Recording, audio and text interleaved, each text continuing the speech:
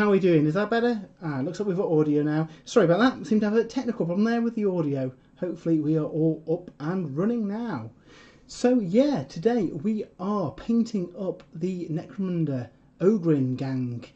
We started these a couple of weeks ago, and yeah, we're going to be carrying on with these, completing the models and getting them all painted.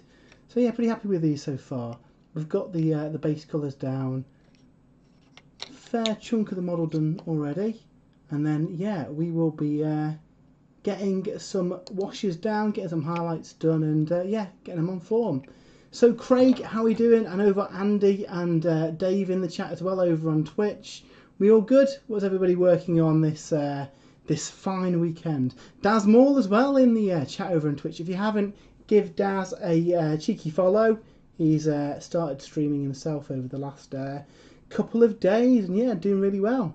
So yeah, thought we'd crack on with the Necromunda stuff. I really want to get these guys done before House of Faith comes out, because I've got a feeling I'm going to be painting up a Redemptionist warband as soon as we can. So yeah, so what we'll do is probably start off with getting some washes down on the metal areas, and then once we've done that, we'll probably do a kind of a dark brown wash into the recesses, get it shaded up that way, do the flesh, and then we'll start working on highlights and stuff. So yeah, apologies for the sound issues earlier. Hopefully that's all working now. Craig, how are you doing over on YouTube? You all good? Yeah, I had to play with the computer, and yeah, it just wasn't recognising the audio input. So we are all good to go now. So yeah, what's everybody working on this weekend? Anyone got any plans to pick up a load of Lumineth stuff? We've just done our review of the Lumineth book and Broken Realms Techless, and yeah, they are really cool books.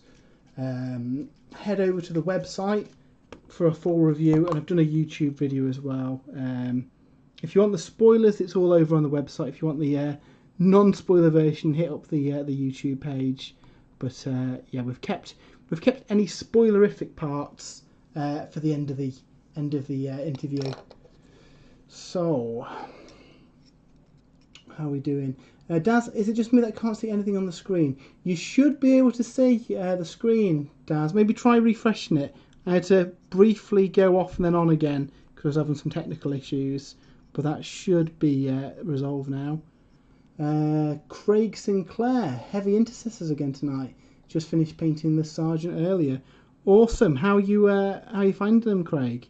I still haven't painted any of them myself. I really want to try a couple, maybe even ultramarine themed. Also, guys, got a slightly different angle for the camera today, so let me know if you prefer it from this kind of top-down angle or the kind of more angled one that I normally do. Just playing around basically. Once we've got the full setup up and running, I will probably have a couple of cameras on the go, just having a bit of a play to see what looks best for you guys. So let me know which you prefer out of this one and the previous ones. This one, it seems to focus sharper, and I can show the models a little bit better. So hopefully this should work okay for you guys. Andy is saving money for Curse City. Yeah, so that's up for pre-order next Saturday, and I cannot wait. Really excited for that box. I'm really looking forward to painting up some vampires, and that's probably going to be the start of my Soulblight Gravelords army, if I'm honest. So yeah, I will certainly be pre-ordering that as soon as I can. I imagine it's probably going to be a popular one, so it's probably going to be one of those ones that you want to be on there at 10 o'clock on the website. I think they're saying it's one per person, so hopefully that should mean that you know, it's easier to get hold of one. But you know, we know how super popular certain releases have been recently, so who knows. Greetings to Aaron over on YouTube. How are we doing? Craig, I'm a big fan. I also stripped some Blade God veterans, and Lieutenant Amalius, who are prime red. They shall be ultramarines. Excellent choice. I can't believe I'm bigging up the ultramarine side of this, but I really enjoyed painting the one that I did the other week. So yeah, I may be swayed to putting together a bit of a ultramarine force myself. I've got a load of sprues from Indomitus that I've just been trying to decide what to paint them as. So yeah, possibly the ultramarines might be the way to go. And Daz Moore is painting the old school Zacharias, the ever living. Awesome. That's a pretty tasty choice, Daz. What's brought that on? So yeah, really want to try and get some paint on these guys today, just because I know, obviously, once we've got Curse City in a week or so, I'll probably be painting that for the foreseeable, because there's a lot of models in that box. I mean, there's what, 8 heroes and then all the adversaries. So yeah, I am going to be busy with that. I guess a fair few other people have been tempted to pick up Curse City as well. It does look a really cool box. I'm really looking forward to painting it. Aaron, very good, thank you. I was watching your live stream on Kagri yesterday as I got to paint them. So excellent. How did you find it, Aaron? Hope you've enjoyed it. We've only really started doing the painting streams over the last couple of weeks, and yeah, people seem to be enjoying them. So as long as people are watching them, I'll keep doing them. It's you know, it's sitting here painting something that I'd be doing anyway during the day. So yeah, I may as well stream it so you guys can check it out at the same time. We are simultaneously broadcasting to YouTube and Twitch. So if it seems like I'm replying to random comments that you can't see, it's because I can see both chat feeds here. Basically, just wanted to make sure that wherever you want to watch us from, you're able to. So if you prefer Twitch, you can head on over there. Equally, if YouTube's more you're seeing, you can watch us there. Just didn't want to be limiting the number of people who could watch the stream. And then when we can, when the world opens up again, we are we're going to be doing some battle reports. We'll be streaming them live as well. So I don't know if anyone's seen our Sons of Bahamut battle that we did way back in the midst of time when we were able to do such things. But yeah, we'll be going very much into that kind of stuff rather than the kind of pre-recorded, more tightly edited battle reports, just because it means we'll be able to get the videos out a lot quicker because, you know, we can do them live. Daz Moore says a Vorgoroth. I am absolutely up for a Vorgoroth. So if you don't know, but both me and Daz have got the Vorgoroth and Scarlock, School Host of Khorne, big Khorne dragon from Forge World, and we've been saying for a long time we need to have a Vorgoroth. So yeah, put them against each other, have a bit of a scrap, and yeah, see who's victorious. So you are very welcome to be on the stream at some point, Daz, if you want to give that a go. That'd be great fun.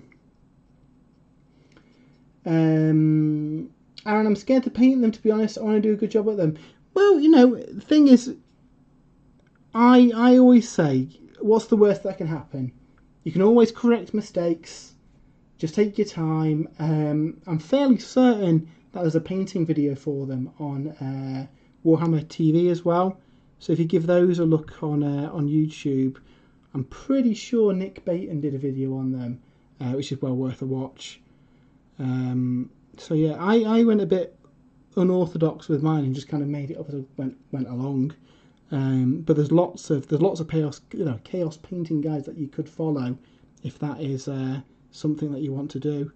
So yeah, good luck with those, and link them up on Twitter when you've done them. I'd love to see them.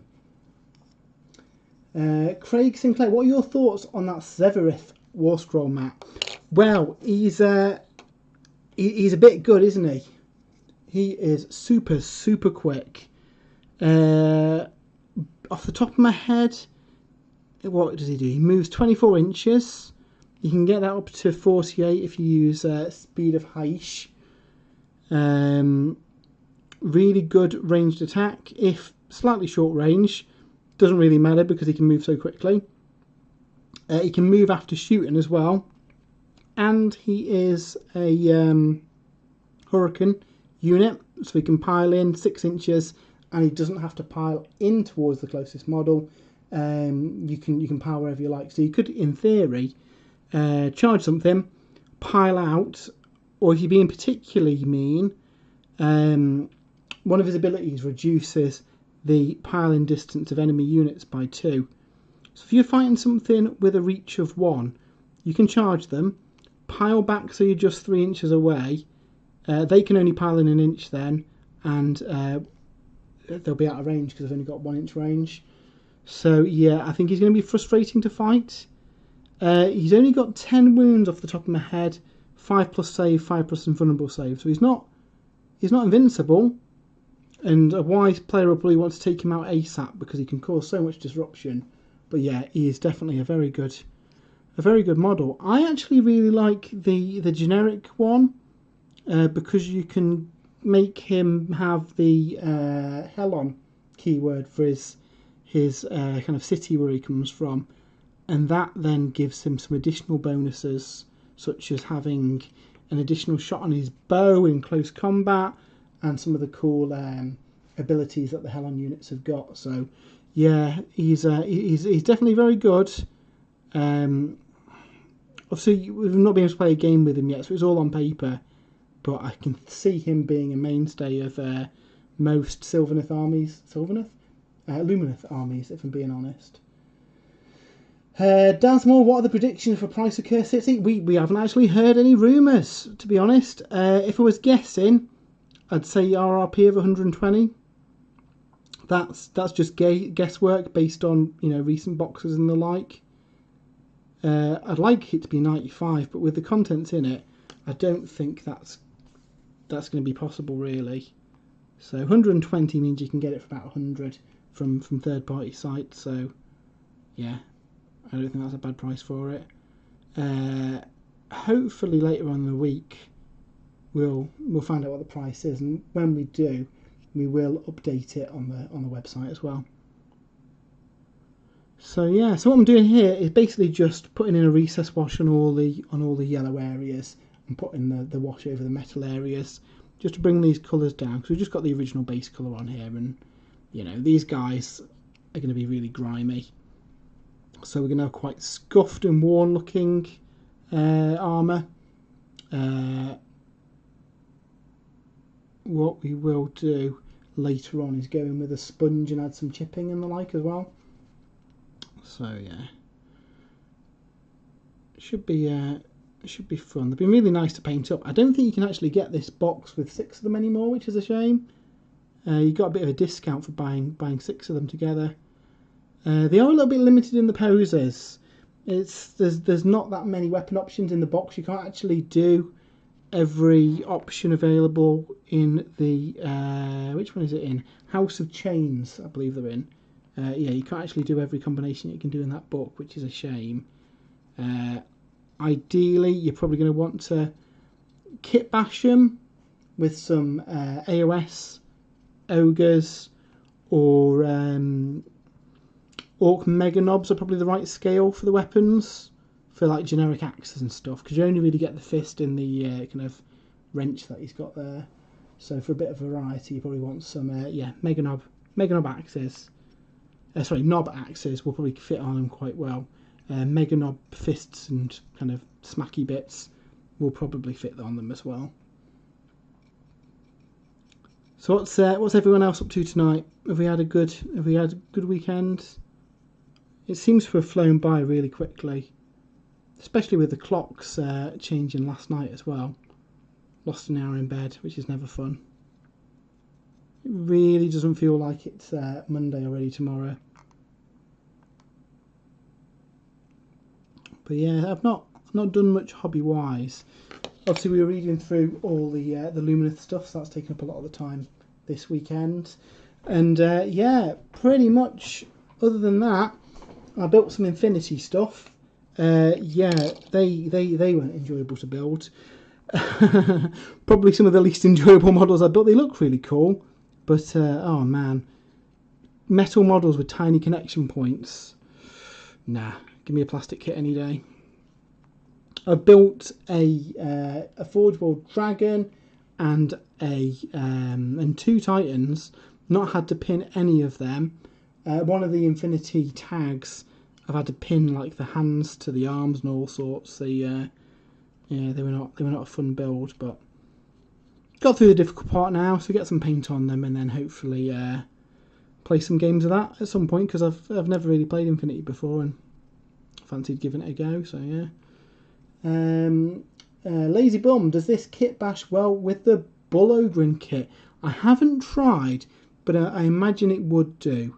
They're a similar size model, so you're probably better off using the maybe the kind of ogre as a base of it, and then kind of add the kind of techie bits onto it. Maybe I'd certainly give it a go. That'd give you some more variety if you are doing an Ogryn gang, because you are a little bit limited with the poses in the box, unfortunately. And like I say, the kind of big discount box you can't get anymore anyway, so it might be worth picking up the OS Ogre kit, and then one of these, maybe some Orc weapons, and then kit bash all that together to get a decent mix of stuff. I think that'd work pretty well. Simon, have been building a DIY Seraphon Realm Sheep Ranger with my 13-year-old. That sounds really cool. What have you used, Simon? Have you got any pictures anywhere we can have a nosy at, perhaps? Yeah, I don't know if anyone watched last week's streams, but I have been working on the Seraphon warband for Underworlds, and yeah, really enjoyed painting them. A Seraphon army at some point does appeal to me. You know, you can't go wrong with dinosaurs, can you? I would have to go, you know, throw all kind of tactics and meta and any of that out the window. I would be purely building it to paint dinosaurs. So there wouldn't be any competitive lists going on. It'd all be about, you know, stomping around the battlefield while singing the Jurassic Park theme tune. Which is surely the only way to play Seraphon. In my books, anyway. And then, yeah, the next project will probably be Grave Lord. So when we've got Curse City, so what? It's up for pre-order this next Saturday. Should have it the week after that, hopefully. And then, yeah, start painting through the contents of that. Really, really excited to paint those. I'm going to go full into a full vampire army for those. I don't think the individual kits would be too far behind as well. I've seen they previewed them last week on Warhammer Community, didn't they? The standalone skeletons and zombies. So I don't know. Obviously, it depends on the price point. If it's on the cheaper end, then potentially, if you can get hold of one, a second Curse City could be handy for those kind of core units for your Soulblight Gravelords, but I don't know, I'm kind of thinking I might hold fire for the individual kits for this one, you know, rather than getting duplicates of the box. Just to have a bit more variety in the sculpts then as well. I mean, the Curse City stuff looks gorgeous, and I'm sure you could convert it up. And if it was a case of, like, you know, in 6 months the full range comes out, I'd probably pick up a couple of boxes just to convert up some of the other bits, but I don't think the full Battle Tome and release is going to be too far behind, so I'll probably be able to hold fire and just wait for them. And I'll have a lot of stuff to paint by then anyway. Obviously all the characters from Curse City as well, which hopefully I don't think they've shown off any War Scrolls. I've not seen anything yet, but hopefully they slap quite nicely into my Cities of Sigmar army as well. They all look really nice. I know Jay, I don't think Jay's on tonight, but I know Jay's a big fan of the Kernothi character, who very much has an old school Wood Elf vibe to the model. Yeah, she looks really cool. Obviously we've got the Ogre as well, he looks pretty cool. Yeah, they've I think they've done really well with the kind of starter heroes in the box. Anyone got any preferences on who they want to command in the Curse City contents? Craig Sinclair, GW limited the box to one per person. I expected it to be made to order straight off the bat, to be honest. Don't know. I mean, let's face it, it's going to be popular, isn't it? And Games Workshop are not going to want to not be able to sell you a box. So if it did sell out, and you know what, it might sell out because people have been super looking forward to the box. It wouldn't surprise me if they did a made to order following it. Obviously, the problem with that is just the kind of lead times on that. It takes a little while, doesn't it? But hopefully, by limiting it to one per order, they can kind of cut down on the scalping and stuff that happens. It's unfortunate that's a way of things at the minute, isn't it? Where people order up multiple ones and stick them on eBay. So if Games Workshop are limiting the orders to one per person, then hopefully that should limit that and make it a lot easier to get hold of one if you want one. I would still, though, advise, if you want one, I'd try and get on the Games Workshop website for 10 next Saturday, because otherwise you might be disappointed. I know I'll be there refreshing the site. Simon, still work in progress, but here's a start. Dasmall, first time in ages I can say that I'm going to buy everything for the Gravelords. May even get the limited battle tome. Yeah, I don't think they've shown off the artwork for the limited battle tome yet, have they?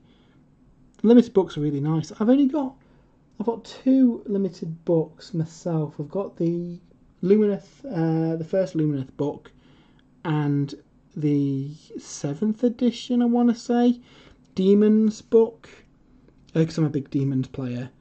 But I've normally tended to get just the standard edition ones, but they do look really nice with those limited books. The only thing that puts me off that is obviously how fast releases are. You know, books don't stay current that long. And at £50 a pop, they are a little bit on the pricey side, aren't they, limited edition books? They look really nice, don't get me wrong, but it has to be really special for me to pick up one. Dave, the Witch Hunter, 100%. Dasmore, Witch Hunter for me too. Dave, resisting a Cities of Sigmar army off the back of Cursed City. What city would you go for, Dave? Obviously, we've got the new one in fact, let me grab the book if it's nearby. We have got the new one in this very book here. Dead close. What are they called? Settlers Gain. So they are very much based around kind of magic and stuff. Put up to this camera, you can probably see it better on that one. So magic and stuff, and 1 in 4 units can be Lumineth in this one as well, in addition to 1 in 4 being Stormcast. So yeah, you can get quite a diverse army there. What bits of the Cities of Sigmar appeals, Dave? Dodgy Roller, a pure free guild army is very tempting. Oh yeah, absolutely. I've been painting a lot of Napoleonics recently as well, and the urge to do an old school Empire army is very tempting. The only thing putting me off is, look, a lot of the stuff in Cursed City has got a nice new aesthetic to it.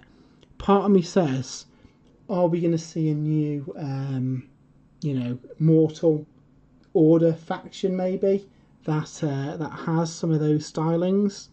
I know I'd be all over that. Cheers, Daz, for stopping by. Hope to see you soon. Dave says Settlers Gain looks awesome. Would you be tempted by Settlers Gain then, Dave?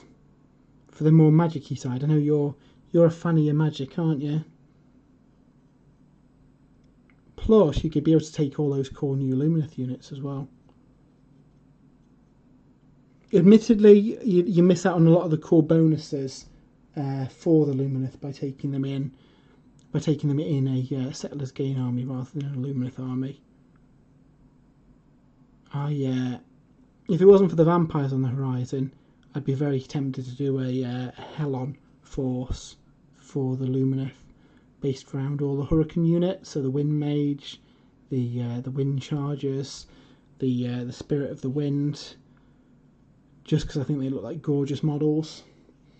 And yes, they are pretty strong too, but yeah, I'd be tempted to paint them up. Dave says the range of Curse City minis, great swords, free blade generals on Griffin, morsel wizards. I found a magic. This is true. Yeah. I mean, equally, Dave, you've been saying that you can do a Skaven army for years now. I think that needs to happen at some point. Just saying.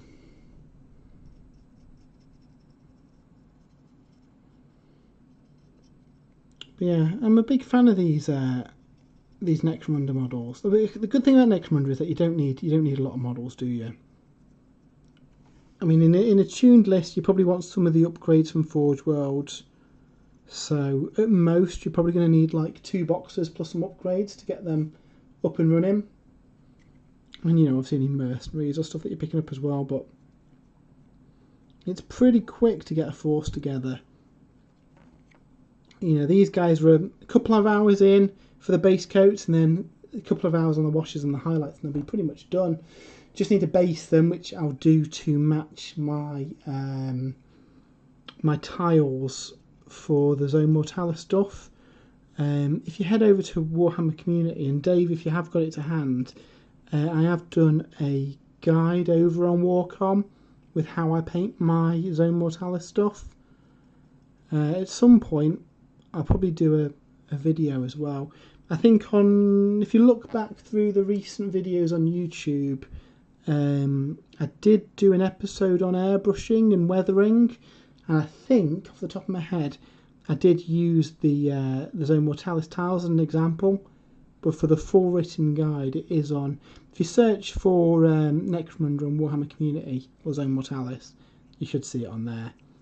I have super glued the models to the bases as well, so once they're painted I'll just snap them off and then start airbrushing up the bases. What I'll do is just stick them, blue tack them to a stick or something, and then airbrush them all on that. Dead quick, dead quick. So it makes sense to leave them not glued to the bases with plastic glue, because it just makes it easier to get them off. If you have already glued them on though, it's not the end of the world. You can do the same effect with a brush and just kind of work around the feet. It just might take a little bit longer than the guide that I did. So yeah, these are getting there now. Want them quite mucky and dirty looking, because yeah, these guys ain't going to clean their armour, are they? Cheers, Dave. So yeah, links on there for the Zone Mortalis tile. So if you follow that, that will be the kind of plan I'm doing for these bases.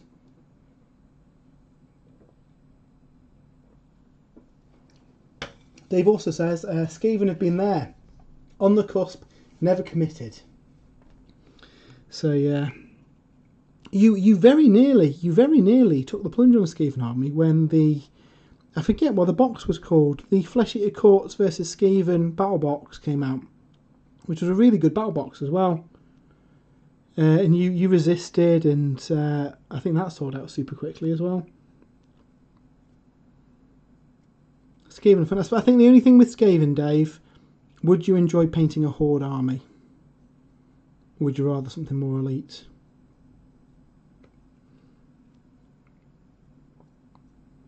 Just because, yeah, Skaven army is a lot of models to paint, isn't it? I did a Skaven army a long time ago for Warhammer Fantasy. We were having a chat between us, because obviously, yeah, once we can do battle reports again, obviously want to make sure we've got most forces accounted for, and there's not really many armies between us that we haven't got. None of us have got a Beasts of Chaos army. That appeals. I've always fancied doing them. I know they're not the greatest from a competitive standpoint, but they're nice models. Skaven we haven't got, and Flesh Eater Courts we haven't got. Seraphon maybe as well. And I think that's it for Sigmar armies that we haven't got between us. So I think the plan is to start building up some little 1,000-point forces so we can use them just for battle reports. And, you know, in the case that a book comes out, Carrion Empires, that is exactly it. Cheers, lazy bum. Yeah, they all blend together, those battle boxes. I can never remember the name. But they're normally really good. Speaking of which, did anyone manage to pick up Piety and Pain, the Sisters of Battle versus Drakari one. That is a really nice box. If you're doing either of those armies, essentially you're getting the other army free. Again, I managed to resist that one, but nearly didn't. There is actually a shop near us who still have a copy on their web store.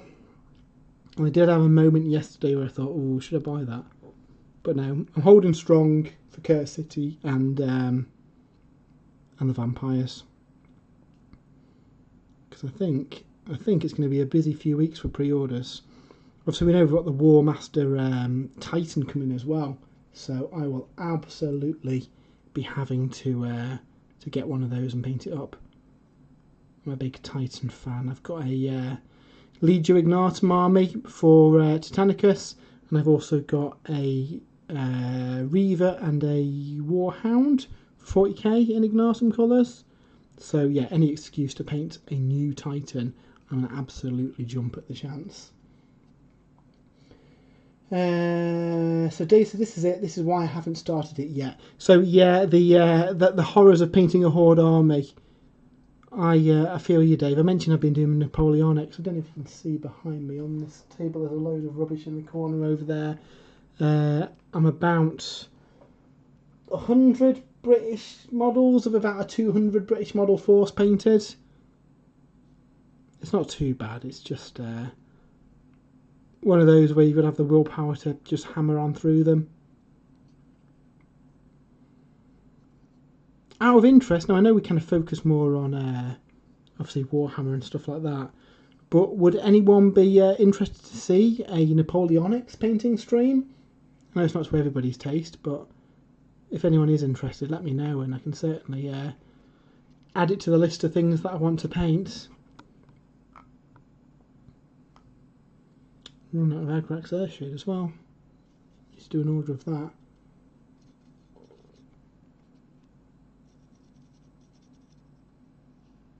So yeah, once these guys are done, I want to get some paint on the giants ideally this week. I've got 2 Mega Gargants that need finishing, and then my Sons of Bahamut are done. So basically, this week's just all the loose ends until Curse City comes out, because then it's going to be all hands on deck painting that. What we want to do, obviously when the box comes out, is try and do a remote game of Curse City as well. Lazy Bum says Napoleonics with bolters. Well, that would certainly work. Yeah. So what we want to do is when Curse City is out, we can probably do a remote game of Curse City via the stream. So I can have obviously all the tiles set up on the table. We'll have some cameras above it. I can put some graphics overlays for the various kind of stat cards for the different adventurers, and then we'll have the rest of the Sprues and Brews team guiding their adventurers through the Curse City while I look after all the adversaries and stuff. So it'll be a little bit slower than playing it in person, but I think as far as games go that we can play remotely, I think that'd work. Also for Curse City, the previous Warhammer Quest games have worked quite well as a solo game as well.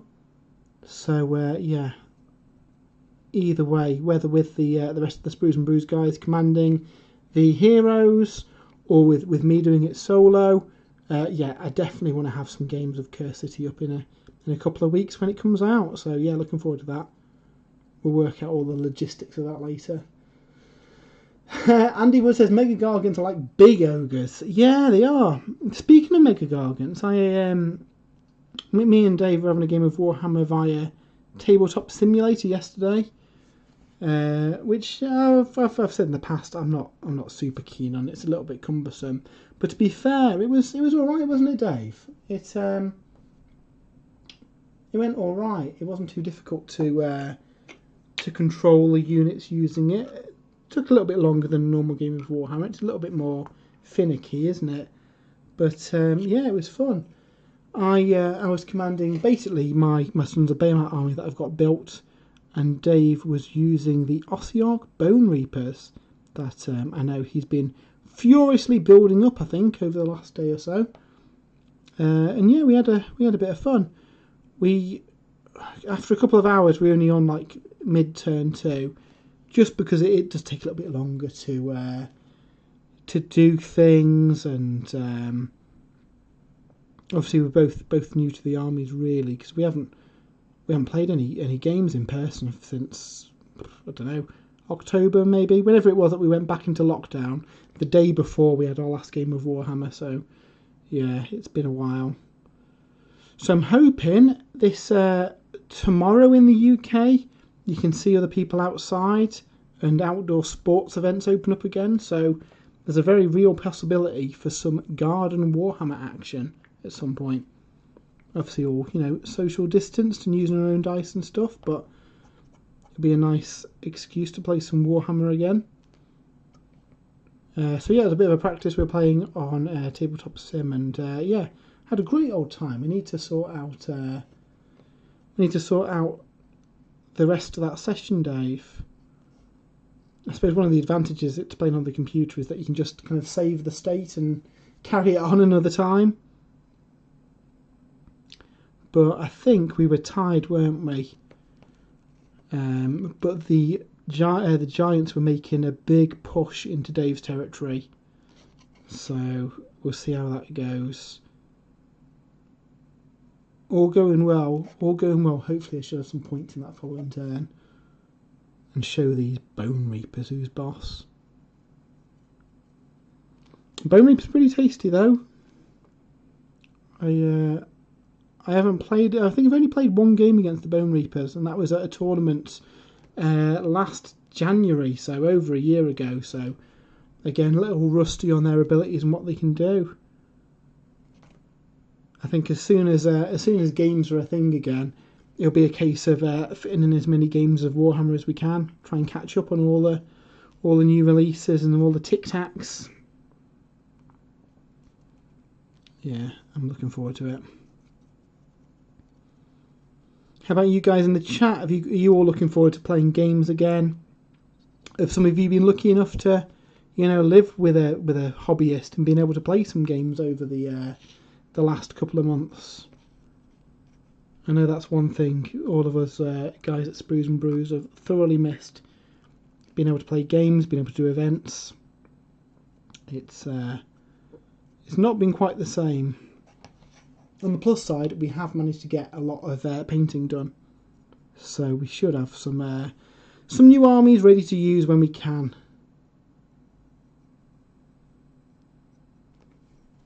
Right, so we've nearly got the brown washes down on these guys, and then after that we need to put a bit of a recess wash into these pants. And then we'll give the skin a bit of a wash down. And then we're probably in position then to start highlighting them up, and we're looking pretty good. Quite happy with that. Obviously I'm going to go into the yellow with a bit of sponge and do some kind of chipping and grime and muck on there, just to get them looking a bit more weathered. But I think the yellow, I mean that's the colour that they've used on the box, but I think it stands out quite well. I was coming around about doing a more kind of dark, dark metals and stuff for them, but then it's a bit too samey, isn't it? I think red would probably look good on them as well, but the yellow just stands out, so went with that. So if we give the brush a clean, and then we'll start, what have we got here? I think we'll put a black wash into the recesses of those trousers, if I've got, yes I have.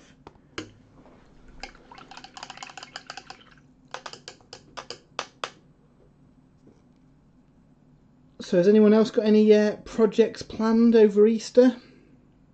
I imagine a lot of people will be on the Cursed City hype. In fact, will it be out by then? It won't be out by Easter, will it? Oh well, you've got a nice couple of days off over the bank holiday weekend to finish off any projects while we're getting ready to paint up Cursed City. What's everyone's plans? Not that we can go anywhere, so may as well get some painting done while we've got a couple of days off work. Right. So let's do this and get this wash into the recesses on these pants. Okay. Again, I've opted for quite a muted colour on the trousers of these guys. I was going to use kind of blue and orange, but in the end I've just gone for kind of a dark blue grey. Just because I thought it looked a bit more industrial, because you know these guys are kind of slaving away in the factories and the mines and stuff, aren't they? So I didn't think they'd have the most kind of colourful of uniforms. And then obviously all the hazard bits on the equipment will have some yellow and black stripes, as is needed for health and safety in Necromunda. Undecided what to do on these electronic doodads as well, so any suggestions? On the book that I've got here, Games Workshop, have done these kind of like vials in the top in reds. I'm thinking maybe a green with a bit of a glow effect, and then obviously pick out all the buttons, have a bit of hazard stripe over there, just make it look a bit more industrial and lived in. So, and again, just a loose kind of recess wash on these, with them being quite mucky. I'm not too concerned if I go kind of on the raised areas with these. I can always go in with a brush and tidy them up after. It's just to get a bit of a illusion of shadow on there.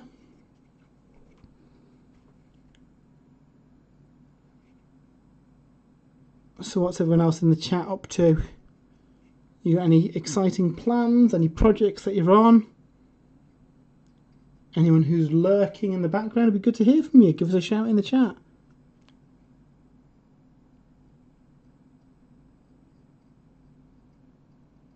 Right, that is looking alright.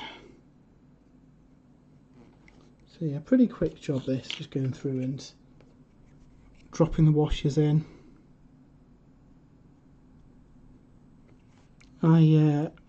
All my projects, I tend to do them in a bit of kind of a production line style, so I'll get all of one colour down, then get all of the next colour down, and just kind of batch paint.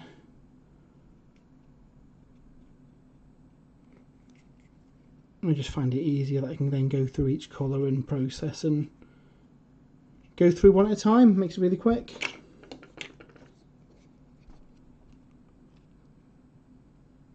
Yeah, that brown wash is settled quite nicely there.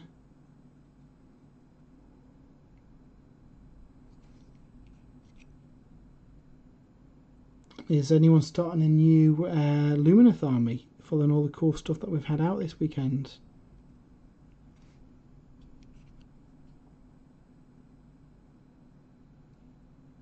I also highly recommend picking up Broken Realms Teclis and Marathi if you haven't, because lore-wise, both fantastic books. Really, really enjoying them, and I'm looking forward to seeing where the storyline goes. It's quite exciting. Andy Woods, got to that stage where I'm not sure what to build and paint, so I'm taking a few days off. Sometimes that's the best way. There's nothing worse than getting burnt out on a project and not wanting to paint. You know, obviously I've got quite a Warhammer intensive schedule. You know, on Sunday I'll be doing the stream, Monday we'll be doing the podcast, Tuesday we'll normally be getting something ready for either an article or, you know, getting some of the pre-work done on something that's going on the stream, and then towards the end of the week we tend to be doing like the review stuff. So yeah, occasionally I will myself just have a day where I put down the paintbrushes and you know, play some video games or something. It's a strange one, isn't it? I think when at the minute we haven't got the incentive to play games, have we? Because we can't. Where I think in the real world, you kind of spurred on to get them painted to play the game. So that's why I've kind of been meandering between different projects at the minute. Just take, you know, stuff like this, a couple of models, whatever takes my fancy, just to mix it up a little bit. Rowlock's Illusion. I'm building the Imperial Nobility Blood Bowl team currently. They're going together well. Not too many mould lines. Awesome. I've not built mine yet. That's a good idea. I might do some Blood Bowl at some point soon. I've built the Undead team, which are really fun, and a nice little maybe tester into how I'm going to do my zombie flesh. So I might do a bit of work on those at some point. But yeah, all the new kits from the latest Blood Bowl box are really nice. I'm really impressed with that set. There's an expansion to that on the way soon as well, isn't there? With was it 5-a-side Blood Bowl and stuff. So yeah, highly recommended the Blood Bowl box. It's a really good set. Definitely better than the previous one they did because you get you get a big guy, you get a star player. Gives you a bit more variety. I've also seen some really cool kit bashers using the Imperial Nobility as the basis of, a Cities of Sigmar army, or even something like Chris Peach's Ventrilian Nobles. I'm sure you could do something cool like that. A Imperial Guard regiment using those. Right. So, Dave, so many projects: Bone Reapers, Curse City, Admech reinforcements, Necrons. What's your immediate focus then, Dave? What are you going to be working on? Obviously, Curse City in far off, but we've got a couple of weeks till it's out. Are you? Did you manage to get your Bone Reapers built? Is that something you're working on? Because as good as playing games on Tabletop Sim is, I want to play a proper game against you, Dave. Especially if the weather's nice in the coming weeks and we can have a game in the garden maybe.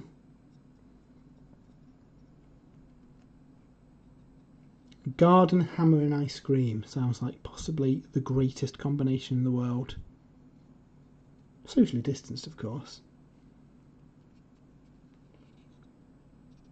Yeah. And the ad makes stuff interesting as well. So if you haven't seen it, and Dave, link us up. Dave put together an article, when was it? A couple of days ago on the website, just talking about what we might see for the Adeptus Mechanicus based on what we know. And to be fair, we don't know much, but we have seen the cover of the book, and yeah, Dave's put together a nice little article discussing what he'd like to see and what we might see from the new book. Yeah, I've got a soft spot for the Adeptus Mechanicus, and I did have an army at one point, but my heart's with the Dark Mechanicum. I absolutely want there to be a Dark Mechanicum army in 40k, and if there was, I'd be all over that straight away. And there's a few things in the recent Warzone book that does kind of hint at that as well. The Dark Mechanicum are name dropped quite a few times, which is promising. Because it means that maybe finally we'll get a Dark Mechanicum army. We had the Traitor Guardsmen and some Dark Mechanicum units in Blackstone Fortress in the form of the Negavolt cultists. So yeah, here's hoping that becomes something soon. Rowlock's Illusion. Perfect team for kit pashing, lots of 40k options there. Yeah, is it available separately yet? I don't know if it is. It might only be available just in the Blood Bowl box, maybe. But yeah, definitely lots of options there for putting together cool forces. I've always fancied converting up a Imperial Guard regiment. The only thing that puts me off doing, Astra Militarum as they are now, is the fact that both the Cadian and the Catachan infantry are so old. They redid the command groups and heavy weapon teams for the Catachans, and they look really nice scale. But against I've got a Death Corps, a Krieg army, and if I'm going to convert up, a custom regiment, I may as well just pick up another unit of Death Corps Krieg from Forge World. So yeah, I'd love to see a new plastic Astra Militarum unit. even if they just updated the Cadians or Catachans. I mean, we've seen quite a few limited edition Catachans recently, with the Colonel and what was her name?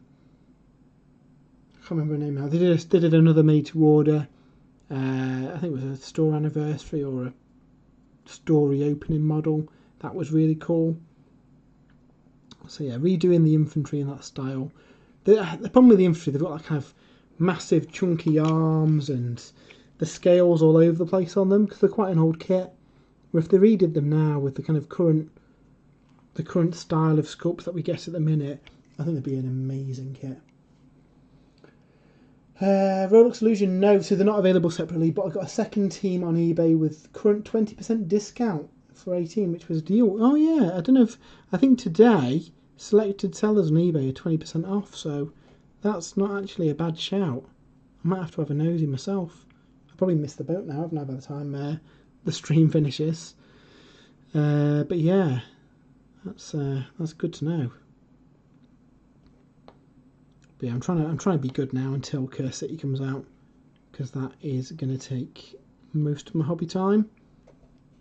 I was kind of toying with getting the Nurgle box for Broken Realms Techless, because the Sloppity Bowpiper and the Spoilpox Scrivener are now really good with their updated War Scrolls in the new Broken Realms Techless book, and they do a box where you get both of those characters plus 20 Poxwalkers, I think it is, which I think I can get for about 40 quid from a independent retail like Element Games. So yeah, I was very tempted because I do like me demons, and with Be'lakor on the horizon as well. Yeah, I think the demons might be getting some love soon. Also got to start collecting Scions for 43 quid. Now Scions is one guard regiment I would do. They're really nice models, aren't they? Seen some cool conversions. If you take the Scion heads with they've kind of got like night vision goggles, haven't they? Take those heads, put them on Genestealer cultists. Makes really good traitor guard. So that's potentially something I might look at. Yeah, problem with the the Foresight, that's really cool with lots of conversions, but it takes a lot of work, doesn't it? It'd be worth it. It'd look cool. Andy Woods, glad I'm painting my Scrivener last year. Ah, yeah, absolutely. Have you seen the new rules, Andy? They're really good. So the Scrivener basically puts one of 3 buffs on units of Poxwalkers. Off the top of my head, in fact, I've got the book here. Ooh, so what have we got for the Nurgle stuff? +1 attacks, improved rend, or +1 save. All of those really good for Poxwalkers. And then the Sloppity Bowpiper basically has a 14-inch aura, and then Nurgle demon units get +1 attack, or any hit of 6 does a mortal wound, or basically stops enemy units from piling in. So really good.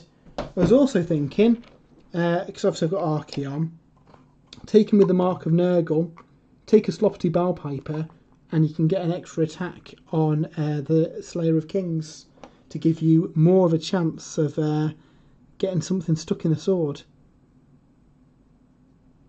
I don't think Nurgle's maybe the best choice for an Archaon army, but it's definitely an option. And yeah, I mean, there's Rossigus. There's lots of cool options for giving +1 attack to. So yeah, I'm gonna have to give that a bit of a try and have a play and see what concoctions we can do. So yeah, I've got quite a hefty Nurgle force good to go, so I'll have to get those out for a game at some point as well. I do have a Tamerkan's Horde army, which sadly is Legends now, I think. But that was a really fun army. It wasn't in any way competitive, but it was fun to get to Merkin on the go. Right, so we've got one more guy, and then what we'll do is go back in with the kind of base colour of the flesh on the raised areas, and then we'll then start kind of highlighting up the skin on these. Just want to get this wash in to get into the recesses first, and then we can touch up where, you know, where the wash may have pooled and that kind of stuff later.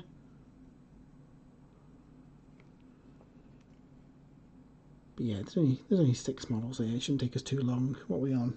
About an hour into the stream. We've pretty much done all the washes, so that's not bad going.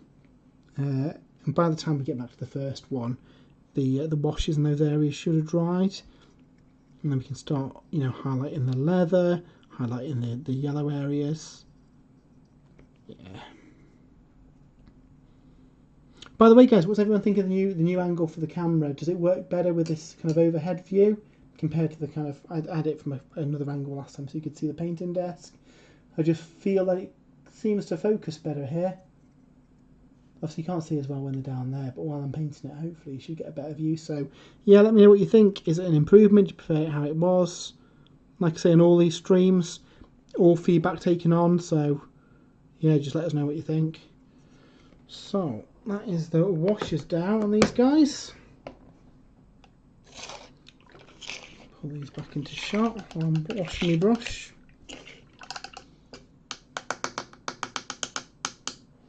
So yeah, we'll start highlighting up the leather and stuff on these, I think. Much better, perfect. That is good. Yeah. With only a couple of streams in, we're kind of testing the waters on what worked, what didn't work, so hopefully get this down to a fine art and then be able to have a fun stream for you guys. So what I'm going to do is switch to a smaller brush here and then start highlighting up this leather. Again, not going crazy with multiple highlights, just tabletop ready really. The grime and stuff should do a lot of the work for us, hopefully. So get some water plus.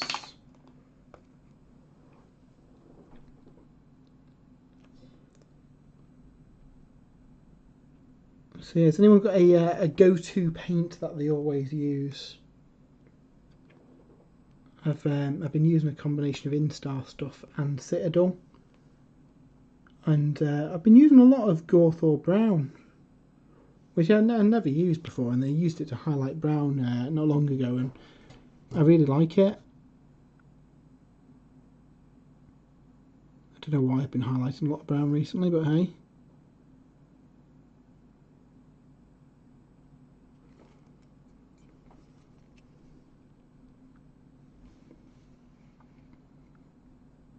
And yeah, we're not going too over the top here, just whacking some highlights, give a bit of depth to it.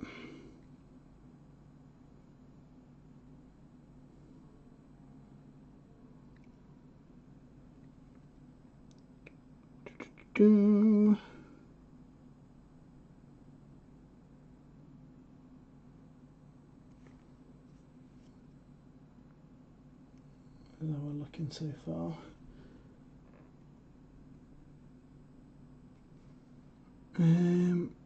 Let's drop a bit. I really want to pick up more of the bounty hunters. I've got most of the Necromunda bounty hunter models from Forge World. I think there's a handful I haven't got. That might be one of my next projects as well. Like the Slaver guild as well. I haven't got those models. And I've got a feeling over the coming weeks we might see the House of Faith stuff drop. So I want to try and kind of catch up with my Necromunda backlog and try and get a load of stuff painted ready for us to play a bit of a Necromunda campaign when we can. Dave in the chat with a goodie. Which Games Workshop old systems would you like to see come back with new plastic kits? We'd love to know for this week's top 3. Get your suggestions in via social media, and we'll read out as many as we can on this week's show. So yeah, so this is old Games Workshop games that you would like kind of new editions for, with awesome new kits and all that good stuff. So if you head over to our Twitter, which is @SpruesandBrews, or over on Facebook, Sprues and Brews again. Pop in your answers there and we'll read out the best ones on the podcast. There's loads of old systems that Games Workshop have done that I'd love to see reimagined. Brett in the chat, how are we doing, sir? Long time no see.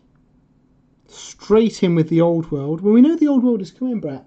It's we don't know when, but at some point we will be getting a new game set in the world that was, which I am very excited for, because I did very much like Warhammer of old, and I know you prefer the old world to Age of Sigmar, don't you?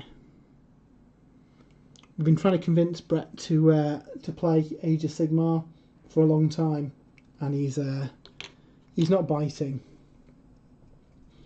Inquisitor, yes, good call.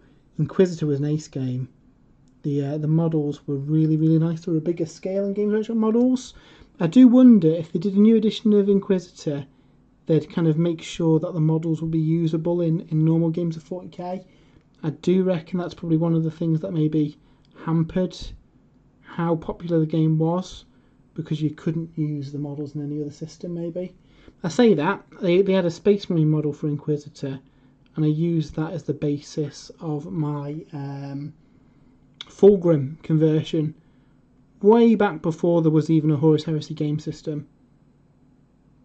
But yeah, they were really nice models, and the rule set was cool. It's kind of like more of a role-playing game than a war game. Brett, good. How are you? I'm excited. Yeah, I'm good. Thanks, Brett. Painting up some Ogryns here for Necromunda. Really, really characterful models. So having some fun getting these guys ready to hit the Underhive. Have you ever played any Necromunda, Brett? I think you'd enjoy it. Obviously, it's a bit more kind of, it's like a more detailed version of 40k, and again, there's more kind of fun narrative elements and all sorts of cool stuff you can do. So yeah, highly recommend playing it if you haven't done.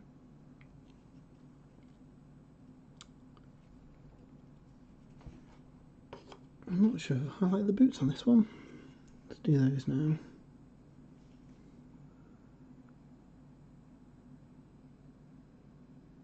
There we go. Cool. And then I think I might build up my my Van Saar gang as well. Just waiting on some Forge World upgrades, and then I want to do kind of like a striking metallic scheme for them. So thinking metallic purples, metallic greens, funky colours for them. If you're a fan of anime, if you think the kind of colour scheme of Unit 1 from Evangelion, that's what I'm thinking for my my Van Saar gang. We'll have to do a test model and see how it goes, but that's what I'm thinking at the minute. Brett's got the starter box from its release, Goliath versus Escher. Cool, yeah, we need to have a game of that at some point then, Brett. Absolutely need to do that. If you've seen that there's a new starter box coming as well, which comes with some Zone Mortalis scenery, the rule book, an Escher gang, and a Delac gang off the top of my head. Again, don't know when that's out, I don't know how much it's going to be, but it looks a really good set.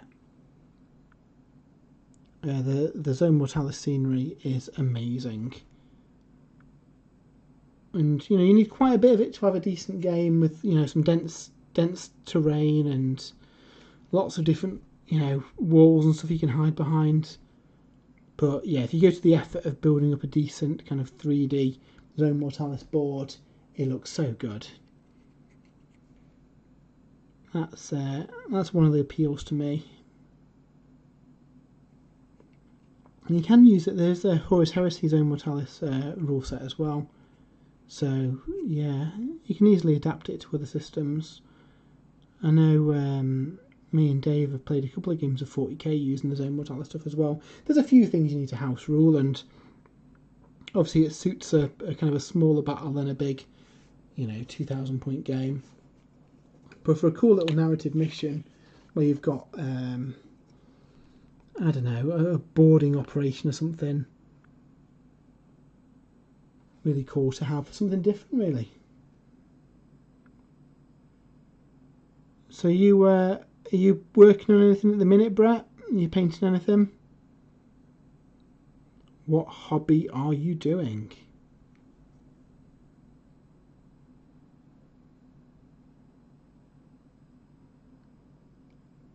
Also, Brett, if you're not, and anyone else in the chat who's watching over on Twitch, if you can throw us a cheeky follow, doesn't cost you anything, but really does help support the site and spreads the good word if you're enjoying it.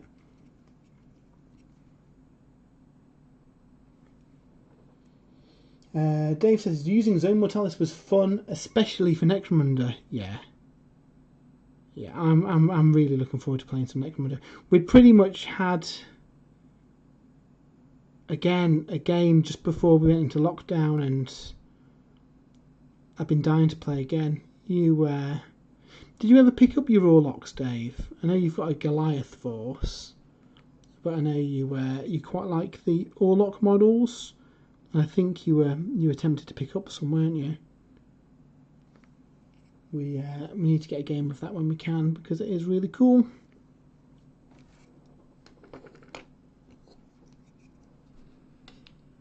Right.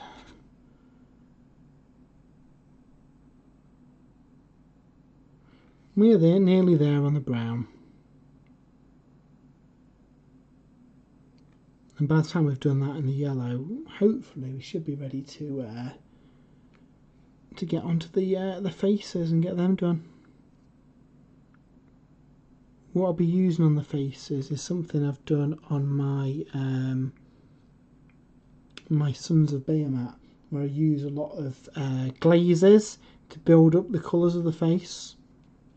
So what I'll do is I'll kind of base coat them, wash them down, build up some layers, and then kind of go in with kind of like red and purple glazes to get kind of like bruised noses and a bit of colour around them, makes them look a bit more natural. And it's very much trial and error, and you can always kind of build back up the colour if you go too far, but I find it gives nice kind of characterful expression to them, especially for like giants and ogres and stuff. It's something I did. I've got Horus just to one side to show you the effect that we're going for. Hopefully you should be able to see this okay. But if you see on his face, if it focuses, we've got kind of a bit of a natural red colour around his face and in the kind of sunken areas, just to make it look a bit more natural. So that's the kind of thing that we'll be going for. And again, just take some time. It's just trial and error, really.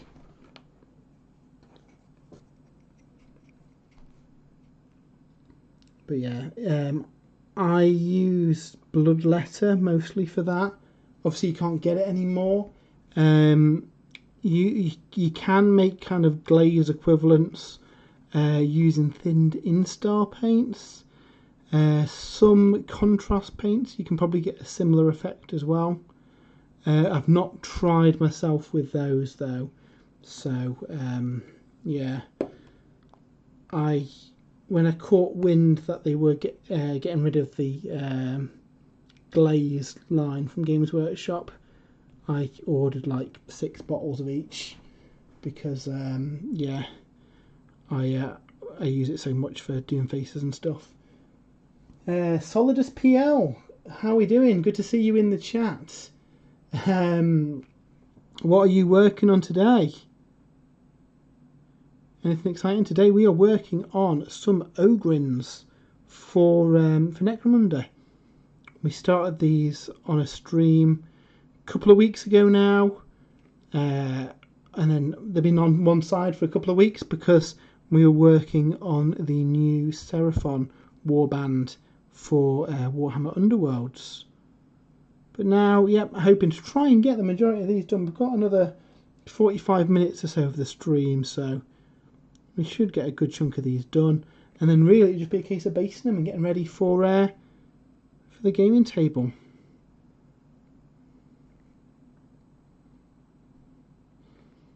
If you ever watched before Solidus, are you new to the channel? What are you into? Have you got any projects on at the moment? It's good to see everybody doing some hobby.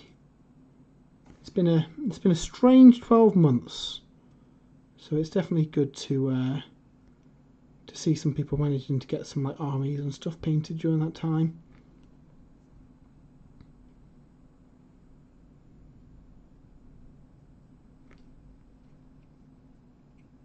Brett says Horus is better when singing a song. What's the name of that app? There's an app doing the rounds at the minute that makes it look like people are singing. And I think I put it on our Twitter. And yeah, it was quite funny. He sent a picture of it to Brett, and he made Horus sing. Solidus working on some new Chaos Knight. Is that the 40k Knight? We're talking AOS Chaos Knights. Either, I'm into it. That sounds good to me. I think I said last week on the stream I'd like to do a 40k Chaos Knight army at some point. Wombo, that's it. Cheers, Brett. Yeah. Surprisingly, if you wombo some of your miniatures, it works surprisingly well. It is pretty funny.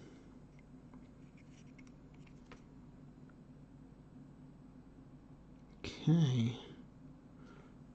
so that is the brown very nearly done. In fact, I think we're looking okay there.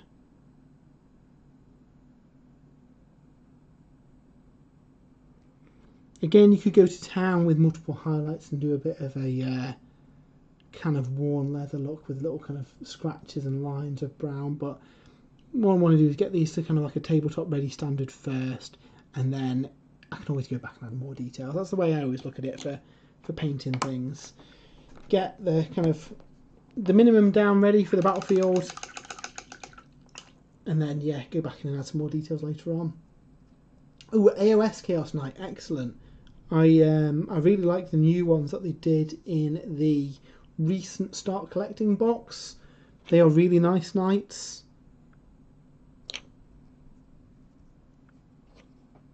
Probably the best ones they've done. They're not. I don't think they're available as a separate kit at the minute. I think you can only get those new ones in the Start Collecting set because they're kind of push fit in the box that comes with the Chaos Lord on the big lizardy mount thing. Yeah, that's nice. So I think next we're going to highlight up the trousers. So for that we'll use Dawnstone, I think. Just get again those sharp edges.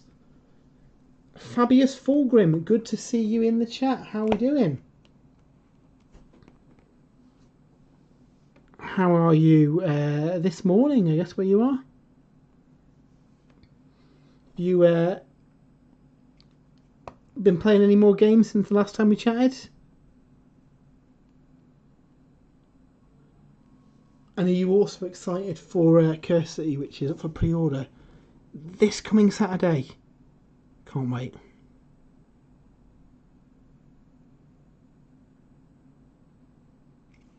I think Curse City is the most excited I've been for a set for a long time. Since probably the Mega Gargant. Just because it's such a good box. I'm looking forward to seeing how the models go together as well. I assume they're, you know, they are mono build kits, but I'm sure there are opportunities for converting them if you did get multiple boxes to build up a vampire army. I suppose the question is whether you'd be able to get multiple boxes, because I've got a feeling it is going to be super popular and fly off the shelves, I think. I know I'll certainly be making sure we secure one. And then the hard bit is going to be deciding what to paint up.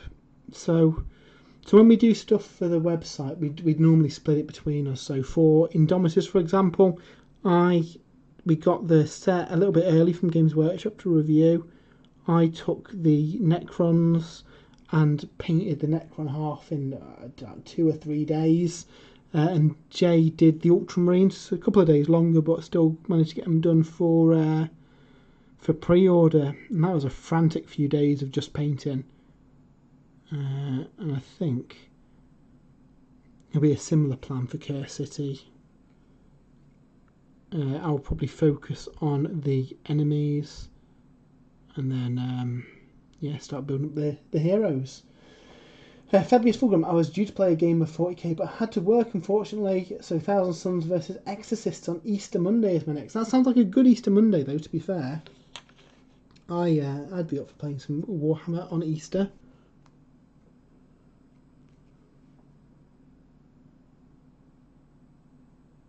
Like I said earlier in the stream, from tomorrow in the UK, you can see up to 6 people outside. So yeah, that allows for some outdoor Warhammer action.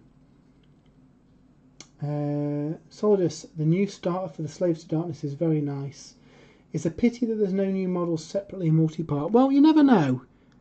You never know. We might see multi-part kits for them, because they redid the warriors in that set as well. And yeah, they look really good. They are also in my list of models that I want to get painted up. I've got a lot of Slaves to Darkness stuff, but I tend to just use Archeon and Varangard. So I want to kind of get them painted up so I can use a few slightly different lists. That'd be a bit of fun.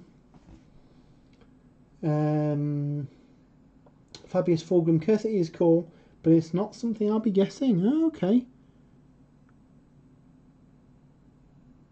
We thoroughly enjoyed Blackstone Fortress and Silver Tower before that. I never played Shadows over Hammerhal, and I do regret not picking that up, because by all accounts it seemed like a better version of Silver Tower, with more of an emphasis on there being like a games master to run it.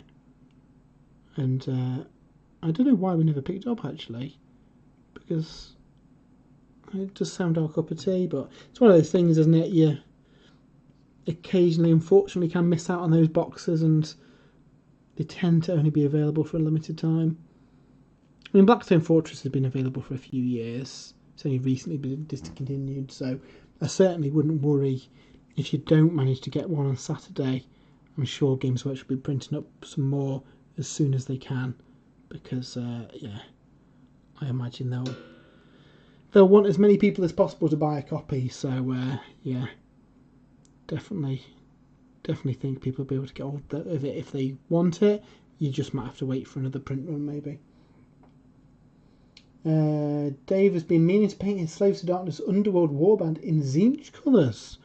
Ah, you dabbling with Tzeentch, Dave? That doesn't sound like you. Speaking of Tzeentch, again, this is something else from just before lockdown as well. I've still got the contents of the Ether Wars box, so all the Skyfires and stuff. I need to paint them up for my Tzeentch army. A lot of my Chaos armies are very kind of demon focused, but it's been cool adding the kind of mortal bits as they come out. Obviously, with Be'lakor on the way, demons might be a focus again, and I'm really hoping that we get some new rules for mixed demon armies, because that would be cool.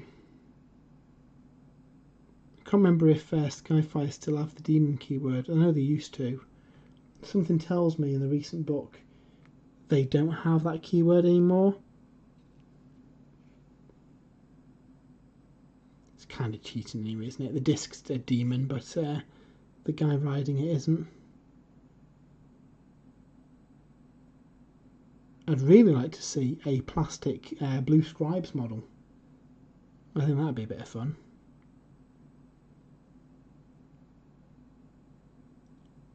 The Blue Scribes Ace, but I think it's a really old Forge World kit. Not Forge World, Finecast kit at the minute.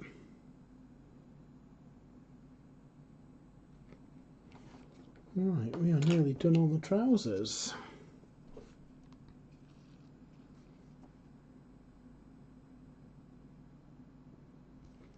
There's something soothing about highlighting stuff. What do you guys think? You can just kind of switch off and work through. The same with basing as well. Some people really don't like doing bases, but I don't mind it. You can just kind of sit there and churn through them. Nice little stress relief thing. Maybe I'm just a weirdo. Fabulous Fulgrim going to get Diachasm built this week and try and get Mrs. Bile to play over the weekend. Good luck with that. Good luck. I know Dave has succeeded in getting his other half to play Warhammer with him. Mrs. Sprues and Brews has never played a game of Warhammer, unfortunately. I don't think I'll be able to convince her to play. Though, to be fair, I think she'd actually like Diachasm because it's more... I guess it's more of a combination of something like Magic, isn't it? That's the dream, though. If you've got a partner who plays Warhammer, then yeah, I guess you've probably managed to get more games in over lockdown than the rest of us. If anybody does have a partner who plays games, let us know in the chat. That is living the dream right there.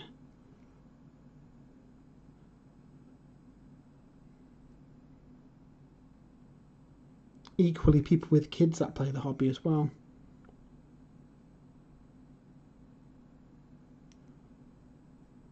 In fact, Brett, you need to get yours playing some Warhammer, rolling some dice. Brett says pigs would fly first. And Dave has linked in his one and only game with his wife. She's not taking up the option to play some more Warhammer again then, Dave. Disappointing. Fabius Fulgrim says, is the dream bankruptcy? Yeah.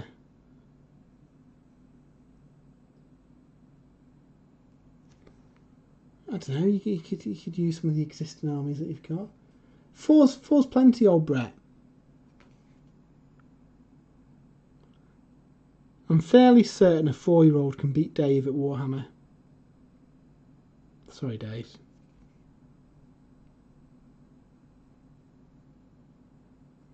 Those who are maybe new to the site or the podcast, Dave is a fellow co-host of the Sprues and Brews podcast and notoriously terrible at rolling dice and making charges. And yeah, you're the unluckiest Warhammer player I know. You know, all best well laid plans immediately go out the window when that super important charge fails multiple times. Steve Harbour, evening all. How you doing, Steve? Have you had a good weekend? What are you working on at the minute? Brett says not for my genetic line, and Dave says I'm also fairly certain a 4-year-old could beat me at Warhams. # wooden spoon. Yeah. You have that wooden spoon with pride though, don't you, Dave? Representing Team Sprues and Brews. We haven't got many trophies between us, but that's one of them. Dave, you did get a Best Player award though, which some would argue is the best award to get.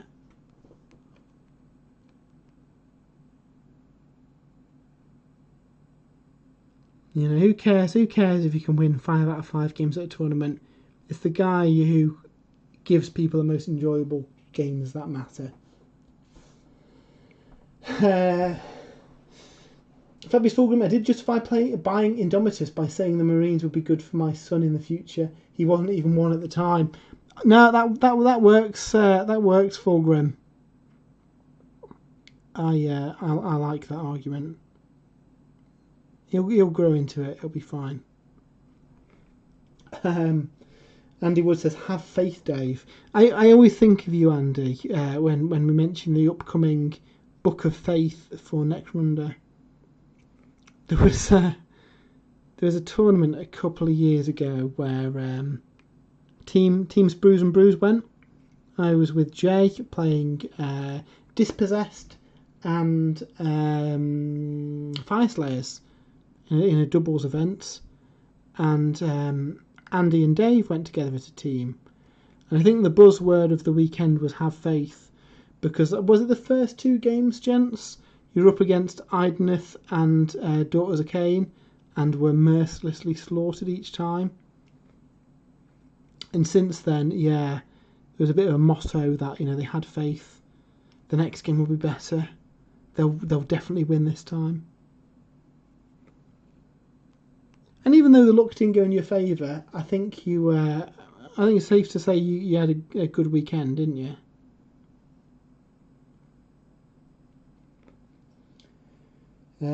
Steve, not bad. Been doing the test model Reaver for the Imperial Fists. Black with yellow shoulder look great. Just cleaning up said shoulder. Transfers can be a pain. So transfers can be a bit fiddly, especially on shoulder pads. I use, and I don't know if I've got any to hand. Yes, I do. Micro Set and Micro Sol, which basically soften up the transfer, and make them kind of mould to the curves. Makes it easier to apply them. Another option is put some diagonal cuts in the transfer itself. I haven't got a transfer to hand, but basically, think that's the transfer there. Facing the camera, but a cut there and a cut there. You should be able to then curve it over the kind of the curvature of the shoulder pad, just to make it a little bit easier to get in place. So yeah, give those a go. Give those a go if you're struggling with Space Marine transfers. Tim Unwin in the chat. How are we doing? Love running Slaves of Darkness Chaos Knights in my corn list. I fought Tim's corn list, and you do have a lot of old school Chaos Knights, and I remember them being really nasty as well. They did pretty well. I can't remember what I was using for that tournament, but yeah, Chaos Knights are cool, and those new push fit models from the Start Collecting box are amazing. So I'm hoping that we get a new version of them soon. There has been a rumour engine that looks like the hooves of a Chaos Knight, so you never know. They might be getting something new at some point. It'd certainly be cool. Dave says, "Faith got us to the bottom table, but to be fair, that was one of the most fun weekends of Warhammer I've ever had." You know what? That's the thing about the bottom table, though. You know, if you're on the top tables, you're more likely to face some horrific lists, cheesy stuff, and maybe not have as much fun. But if you're floating around the lower tables, you're playing people in the same mindset, and yeah, hopefully have a more fun experience. I don't mind cruising the lower tables.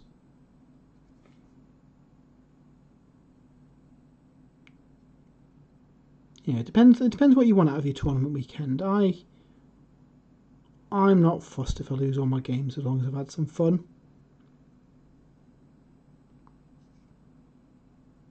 Where some people, you know, obviously winning the games is part of the hobby, and you know, fair play to you if you're a decent tournament player, you can do that. But for me, it's just for meeting up with some friends and having a chat and rolling some dice.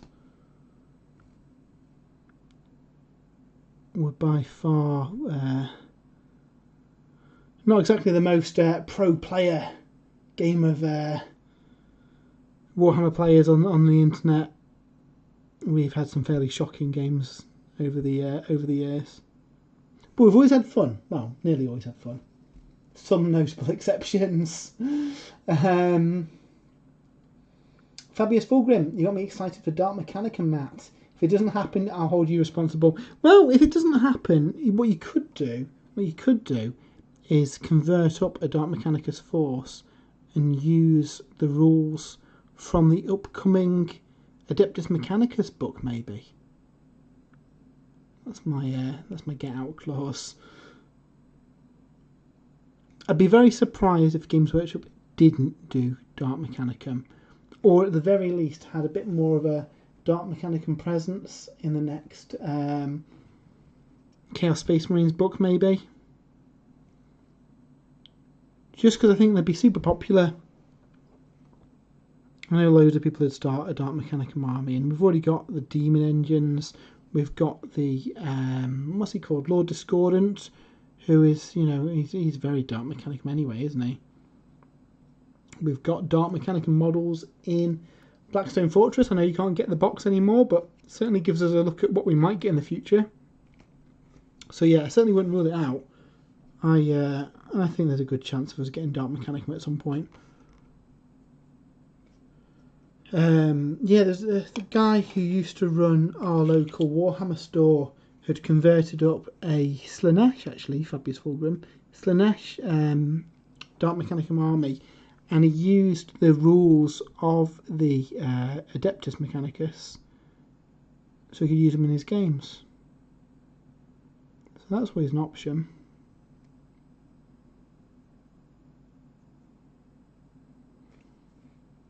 So what I'm doing here is just going back over the raised areas just to get those folds of skin and bring up the details, and then we'll go in with some highlights and just build it up further.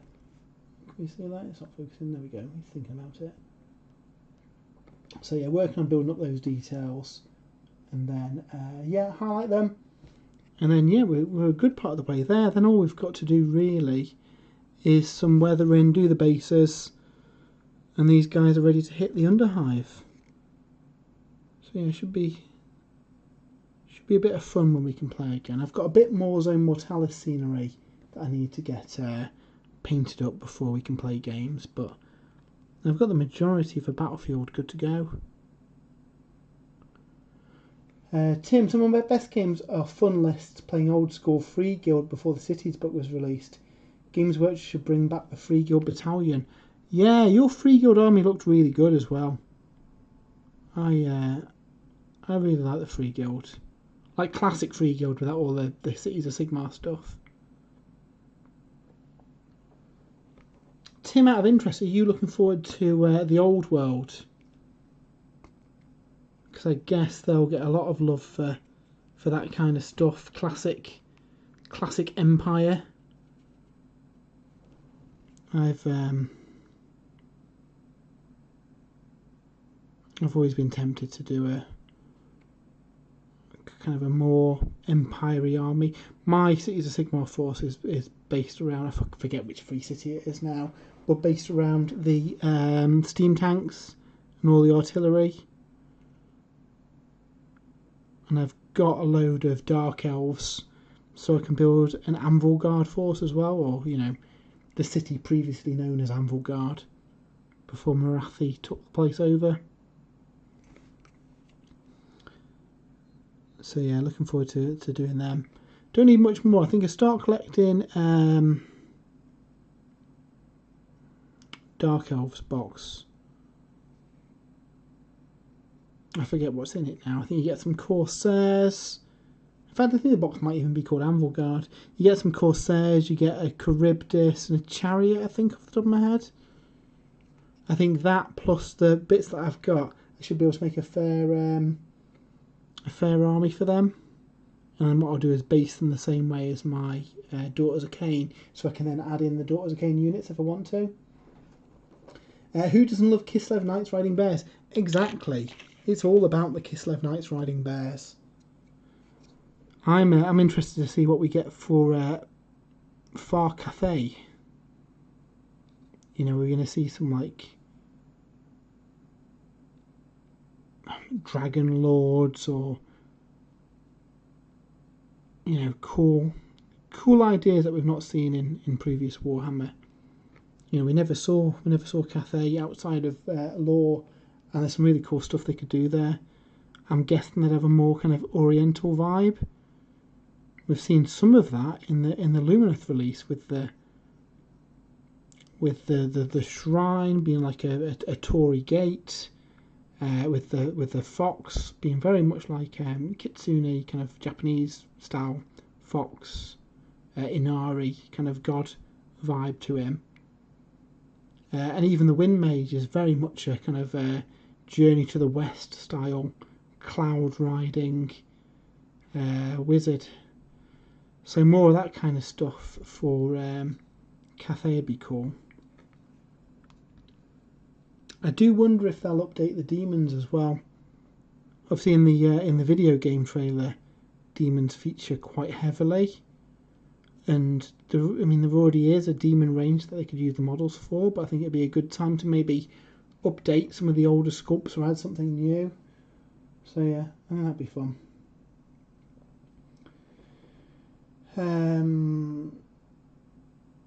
Dark is a nice start and price is good.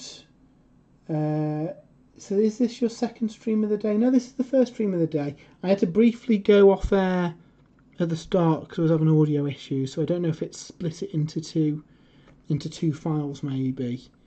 We did have a video go up yesterday, but that was our review of Broken Realms Techless and the new Lumineth Battle Tome. So yeah, this is just the first stream of the day. Hopefully all going well. We will have a stream on Tuesday. That's the plan anyway. Try and do a stream on Tuesday and a stream on Sunday at the same time, 7 o'clock UK time.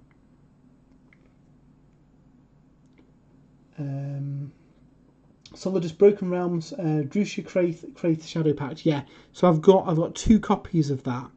So that gives me 2 dragons, a load of infantry, and a good start for an army. Yeah, it was a really good. I think it cost me about £40, I think, from Element. So I got 2 of them as a start of that army. And then yeah, there's not many things that I'd need to add to that to get them up and running really. Is this not later than normal then? I used to watch on night shift and days now. So I don't know if I've chatted to you since then, Fabius Fulgrim. So I used to stream at 12 on a Sunday, but we found that a lot of people prefer the later 7 PM slot because it's easier for them to watch. So yes, I've moved to that. So sorry if that isn't as suitable anymore, but yeah, going forward, it'll always be 7 o'clock UK time that we stream. Just because we found that was the time when most people were able to watch the stream, and you know, obviously we want as many people watching as we can, so we just shifted it a little bit. Potentially over Easter, I'm off all Easter week, so might be able to get some more regular streams in. I'm thinking maybe, you know, I might even stream every day that week, especially if you know, maybe work through an entire project over the week on a stream. I think that'd be pretty fun to do. I don't know if you guys would like to see that. So that's the plan anyway. When the world returns to some kind of normality, I think we're going to plan on doing a lunchtime stream on a Saturday as a live battle report. So that way we can do a battle report of whatever release has just come out that Saturday. And if there's no release, we can just pick 2 of our forces that we've got and play some games. Just feel by doing it live, we can chat to you guys while doing it. It might be a bit rough and ready compared to some of the kind of edited battle reports we've done in the past. But I've got like 3 cameras, so we should be able to get some decent angles on, and it'll be a bit rawer, but we'll, you know, probably have one of us manning the chat and being able to chat to you guys and kind of commentate on it, and then the other 2 playing the game. So we'll obviously that's a little while off yet. Realistically, I think it's mid-May maybe that we can do that in the UK, all going well. But that's certainly the plan. And then we might be able to have some guests on as well. So Daz was on earlier. Have him with his Vorgraph versus my Vorgraph. Andy Woods is in the chat. You'd be very welcome. Equally, you know, any of the guys from our local club, so Tim, Craig, yeah, have a few different faces on as guests as a live battle report. I think that'd be a bit of fun and something a bit different that we haven't done in the past. So yeah, that's the plan anyway. All going well. Obviously, COVID permitting. Tim said he's looking forward to getting into gaming in a few months. Yeah, definitely. I have very much missed gaming, which is tough. You know, when we run a Warhammer website, we haven't had many games of Warhammer this year. We were really lucky that Indomitus dropped just as the UK lockdown had been eased, so we were able to get a few games kind of during the summer of 40k and Sigmar. But unfortunately, obviously with the UK going back into lockdown not long after that, it's been a little tricky to play some games. So yeah, absolutely looking at doing that. We're hoping to do kind of like weekly streams on that, because I think it'd be fun to keep doing, have a regular time slot on a Saturday.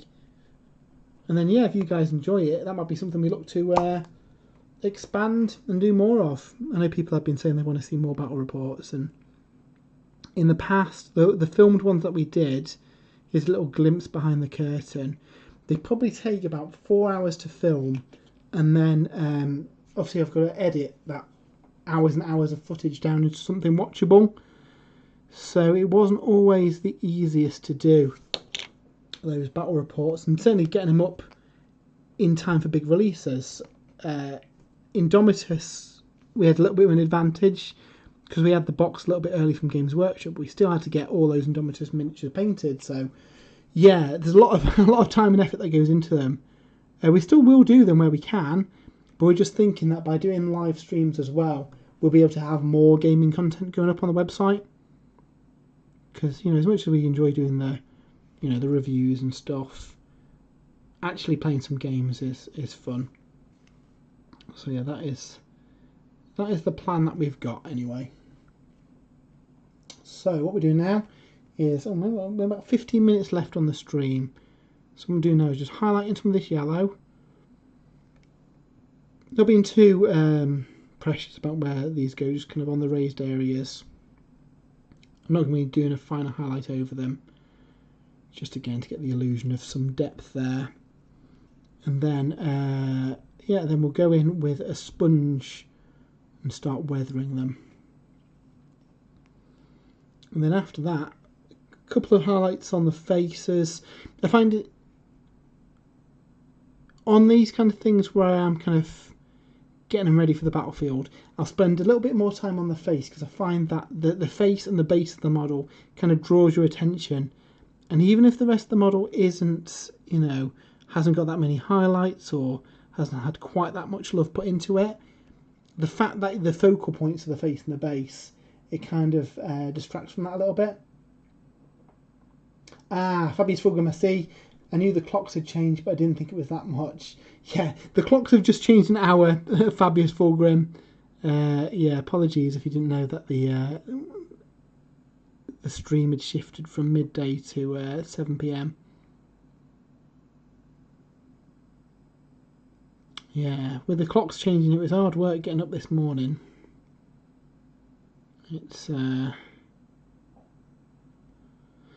always prefer it when we get an extra hour in bed. Having an hour stolen from a morning is hard work.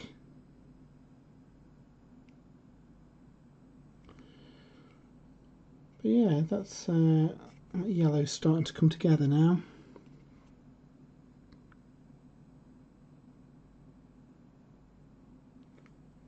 Again, not being too precious about these highlights, just getting some colours in there, getting the sharpest edges.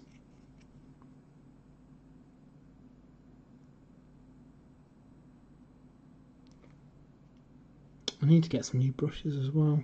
I used to use Winsor & Newton Series 7s, and the last few I've had from them, they've not been as good as previous ones. So I've been trying Artis Opus, they're pretty good, but yeah, I am in the market for some new brushes. So if anybody's got any suggestions of what brushes they use, let me know. I've heard Broken Toad are pretty good. Don't know if anybody's used them. What? Everyone in the chat at the minute, what brushes do you use? Do you just use Games Workshop ones?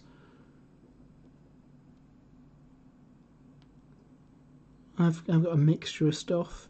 I mean, for dry brushes, I tend to just use GW ones.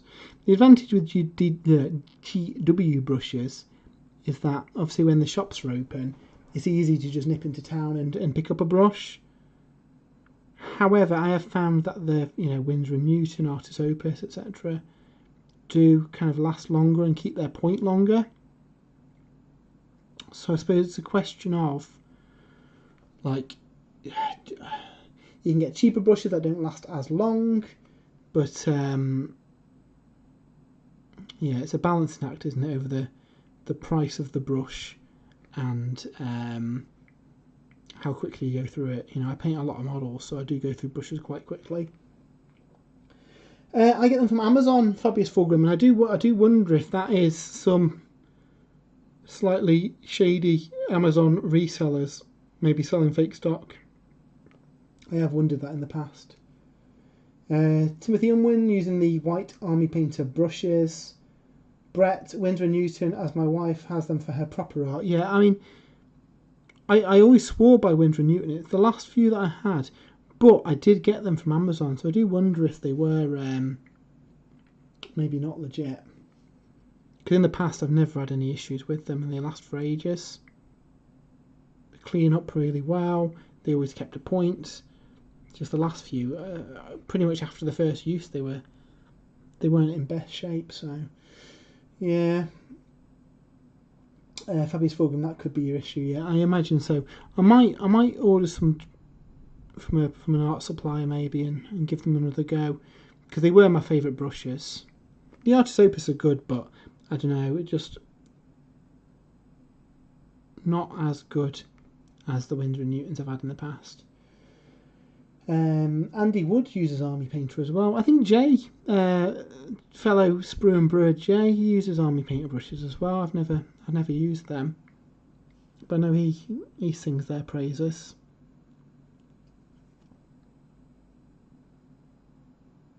I definitely think it's worth investing in some decent brushes though.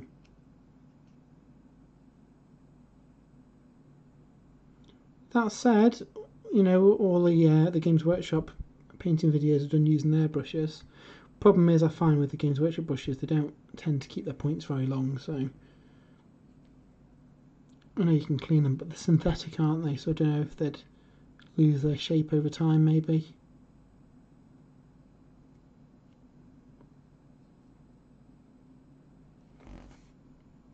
So we're getting there. Yeah.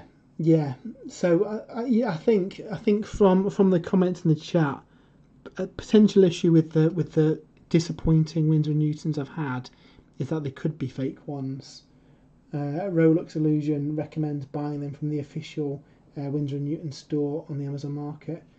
And Rosemary & Co are decent. Yeah, I do agree. Yeah, Rolux Illusion. I think an art store is probably the best place to get them. Plus, you can have a look at the actual brush yourself, can't you? You get some that have, I don't know, maybe they've sat in storage and the bristles have got a bit flattened. So yeah, maybe I'll give the Winsor & Newtons another go,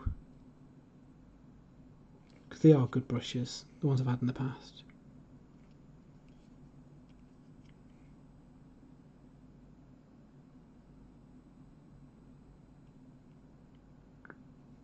Right, we are nearly there with this guy.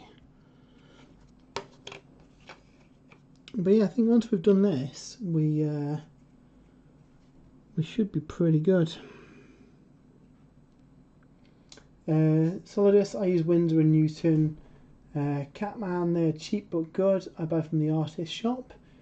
Fabius Fulgrim, I don't think I'm good enough to make the best use of Sable. However, I don't have the patience to deal with synthetic brushes not behaving. I mean, that's the thing, isn't it? It's easier to become a better painter when your brushes are cooperating and they're not flaying and they're keeping their points. If your brush starts splitting, it's going to be harder to get straight lines and get the paint where you want it, which in turn can, maybe make you feel that you're not progressing with your painting. I definitely say it's worth investing in some decent ones because, yeah, it's a little bit more costly than £5 or whatever the Games Workshop ones cost. I think the Winsor & Newton's about £10 to £12 off the top of my head. But if you keep brushes cleaned, they will last longer. They're not going to last forever because the brushes are disposable and they will eventually give up a little bit. I've been using the Instar cleaner recently as well. They sent us a set of them recently and did a little video, and they did a great trick at rejuvenating some of the old brushes that I've got. So as long as you keep brushes clean, they will stay in better shape longer. But I know we're all lazy, aren't we? And you will paint something and forget to clean the brush properly, and yeah, we're all guilty of that, I think. I used to use Masters brush cleaner, but it's a solid soap where the Instar stuff is liquid. So for me, it just seemed to be easier to clean with. So yeah, so I'd certainly give that a go if you want to kind of clean up some old brushes or fix them up. We do have a discount code for Instar as well, so if you use the code SPRUES5, it should be on screen now. Yes, SPRUES5, you can save 5%. And their brush cleaner isn't expensive. I think it's just under £6 for the full set of deep clean, cleaner and conditioner. So yeah, I've been using that. I think Dave, if Dave's still in the chat, has got some. I don't know if you've tried it yet. I've actually got a brush to one side, just drying. Basically, they've got 3 different products, and you can use the deep clean to kind of strip all the muck and grime off them. But because it's it's quite abrasive and it's given the brushes a good clean, it takes like the conditioning out of it. So once you've cleaned it with that, the best bet is to use their conditioner, and then the following day it'll be good as new. Obviously, if you're kind of in between colours, you're not going to be able to do that. But they do have a standard cleaner as well for something that's less harsh, but it'll still get the paint out of them. I'd personally go for the deep clean if you're going to do it, because you may as well give them a proper clean rather than just a quick one. But just bear in mind that for the best results, you want to leave it for 24 hours with the conditioner on it. So obviously that will impact your painting time. Fabius Fulgrim, the GW Aussie tax is so much that I can get Winsor & Newton for not a whole lot more. Yeah, I wonder if that will change with obviously our glorious leaders' plans of trade deals with Australia and stuff. You never know, you might be able to get Warhammers cheaper. I wouldn't hold your breath though.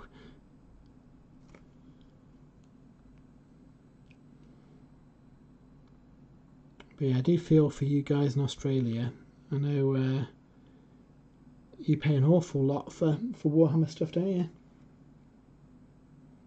We're quite lucky living here in the UK, where we can just pop down. Well, you can just pop down to Warhammer World and pick up Forge World kits without postage. Obviously, in the world that was, hopefully at some point soon, the shop's open. I think it's the 10th of April, is it? That shops can open again. So hopefully the Warhammer World shop opens at some point, and not long after that, hopefully events start there.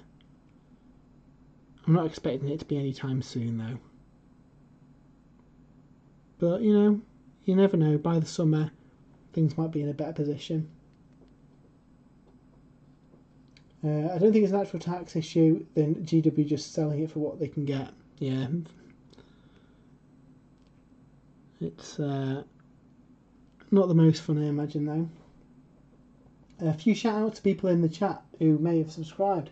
Science to be done gave us a follow, and Brett. So cheers for the follows. It really helps us, and it is much appreciated. If you don't already follow us on Twitch, if you could throw us a follow on there, that'd be very much appreciated.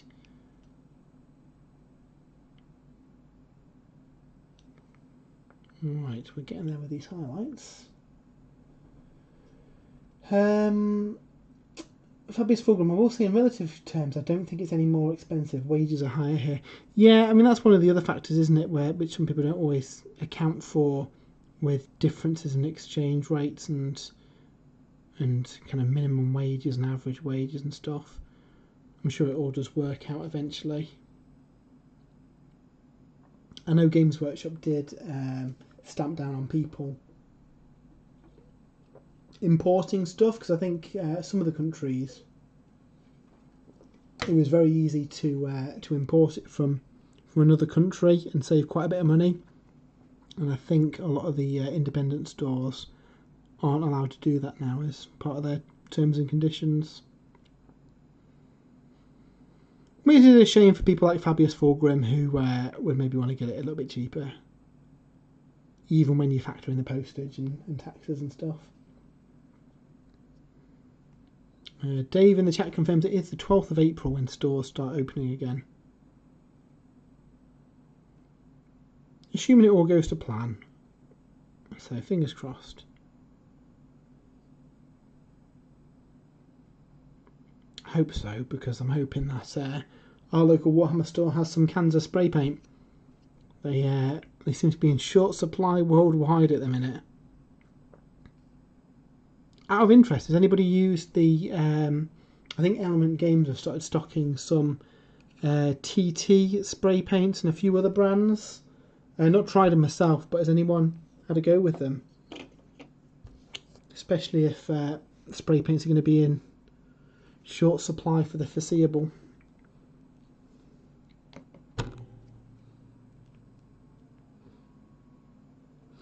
Right, so we're on the last guy, get the yellow done on this, and then I'm afraid, guys, we're going to be rapidly at the end of the stream.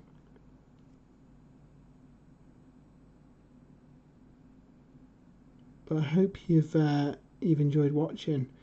I will try and stream at the same time on Tuesday.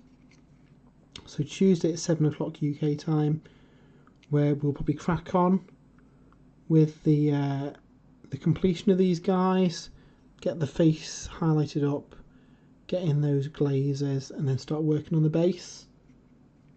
And then yeah, see what we can paint next. Any shout outs in the chat of anything you'd like to see painted next, guys? Any requests for systems or models that you've not seen painted, or maybe you are painting and would like to see? I've got an awful lot of stuff in this room, so there's a good chance if you want something painted up, I've probably got one kicking around.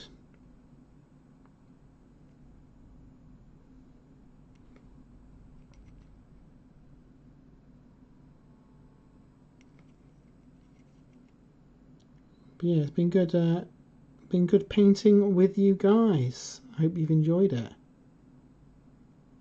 If you haven't already as well, our review of Broken Realms Techless and the new Lumineth Realm Lords Battle Tome is up on the website and is also available on YouTube.